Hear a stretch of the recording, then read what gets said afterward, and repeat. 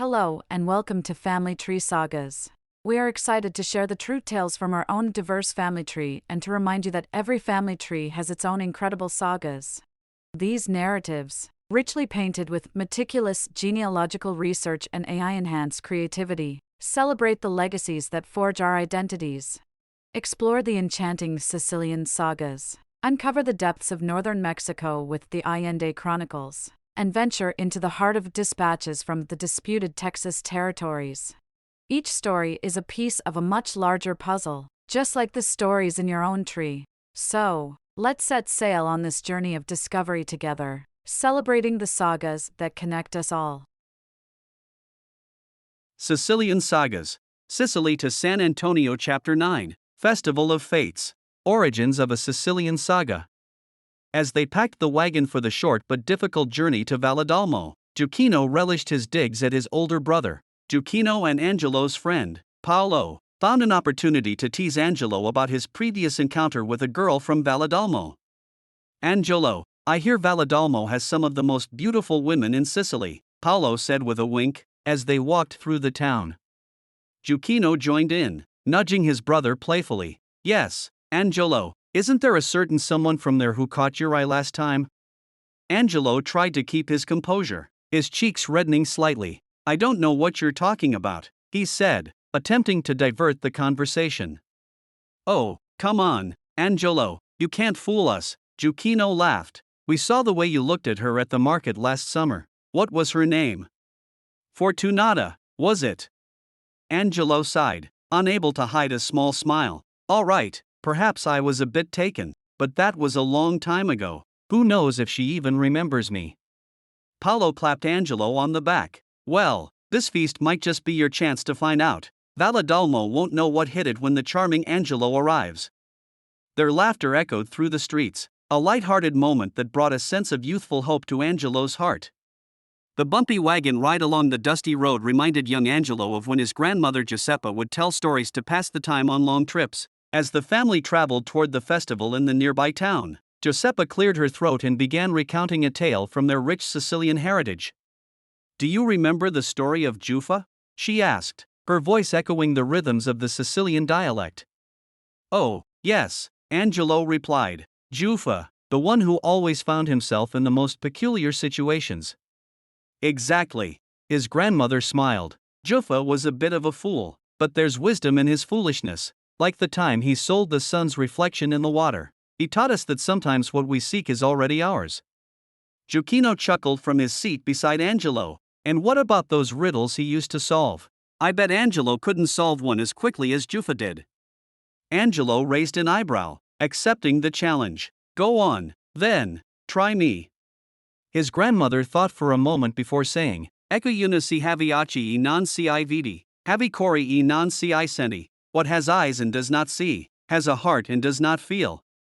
After a moment of thought, Angelo replied, "O un piumu, an apple." "Bravo, Angelo," his grandmother exclaimed, clapping her hands. "You've got the wit of Giufà in you."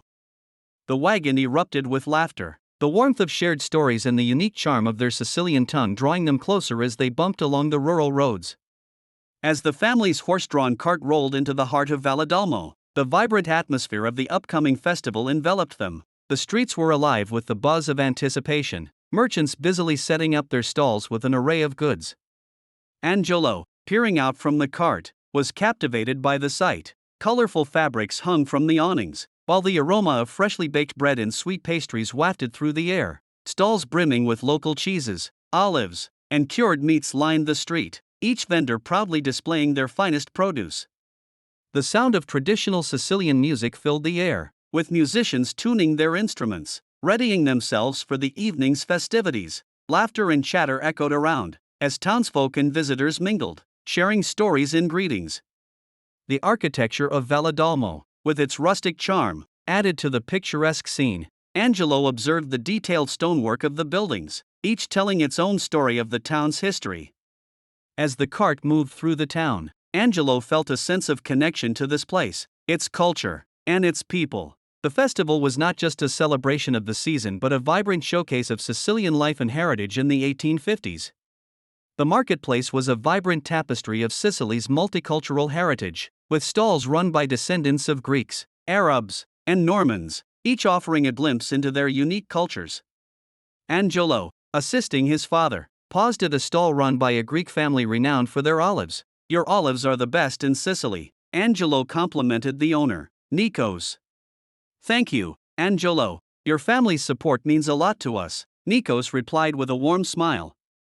As they moved through the market, they stopped at an Arab merchant's spice stall. The aroma of exotic spices filled the air, and Giuseppe Sebastian exchanged pleasantries in fluent Arabic, a skill he had honed over the years. "Your spices always remind me of the richness of our island's history," he said.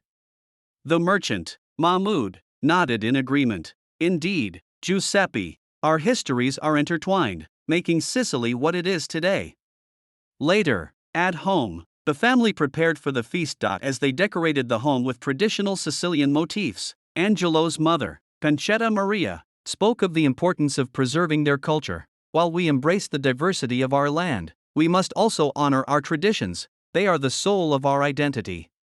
That evening, as the town gathered to celebrate, the family joined in the procession, singing traditional Sicilian songs. Angelo looked around at the faces, a blend of diverse ancestries, all united in the celebration of a shared patron saint. It was a powerful testament to how their community honored its rich, multicultural fabric while steadfastly preserving the essence of their Sicilian heritage. Angelo gazed out the room's small window at the valley below, flickering with lantern light as merchants set up their stalls for the upcoming festival. He turned to his father with shining eyes. "I've never seen so many travelers here before. Do you think many have come from far away?" Giuseppe nodded, sitting on one of the room's simple beds. "I'm sure they have. Our family back in Alia tells tales of all types who joined the festival here in Valledolmo. Moorish tribes, Greeks, even some Turks I hear." Angelo's brow furrowed. Why would they make such long trips just for a festival? Chuckling, Giuseppe said, "To them, it's not so small as it seems to us country folk. Sicily's valleys were once part of great empires, or so I'm told. They come chasing old dreams." Angelo turned from the window, his eyes bright with curiosity. "Have you met many before, on your travels?" "A few," Giuseppe nodded. "They live very differently from Sicilians. One word of advice, my son: not all broader horizons lead to fair shores. Keep perspective once your sight lifts from home." Angelo flushed. "Do you think I could venture beyond one day?"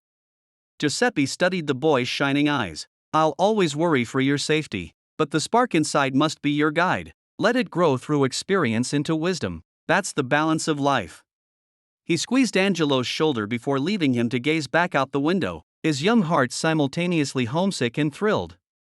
Angelo awoke to his first morning in Valledolmo with the sun gently spilling through the rustic window. The distant hum of festival preparations and the rich aroma of Sicilian cuisine filled the air. As he walked through the streets, the town was already buzzing with energy. Stalls adorned with vibrant fabrics, ceramics, and local crafts lined the pathways. He interacted with merchants, greeting them in the local dialect, and marveled at the diversity: Greeks selling olive oil, Arab traders with exotic spices, and Normans showcasing their intricate metalwork. The smell of arancini, pane con la milza, and sweet cannoli mingled with the fresh countryside air. Though his heart fluttered with the hope of seeing her, Angelo remained immersed in the festival's spirit, chatting with artisans and farmers who shared tales of their trades. The town square was a mosaic of cultures, a reflection of Sicily's rich and varied history, and as he walked through the bustling market, Angelo felt deeply connected to this tapestry of life in 1850s Sicily.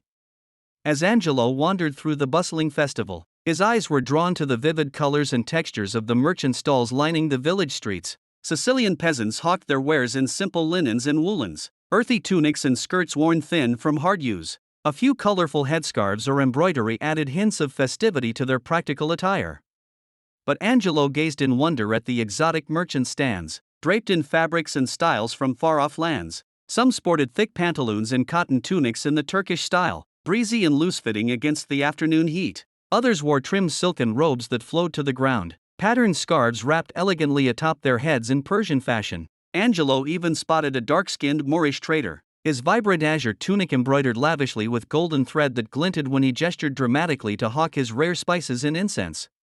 in delighted contrast to the rough-spun peasant dresses. These foreign merchants bore the woven stories of distant places in their dress. Their styles mingled and collided here in the Sicilian streets, as goods were bartered in a harmony of languages both melodic and harsh against the backdrop of a simple rural fare. Angelo drank in the sights like a rare elixir, knowing his small village held wonders he never dreamed of when gazing absently across these same dusty fields. The world sprawled before him in that market lane, with all its diversity and richness on colorful display in the merchant's garb at his little rural festival.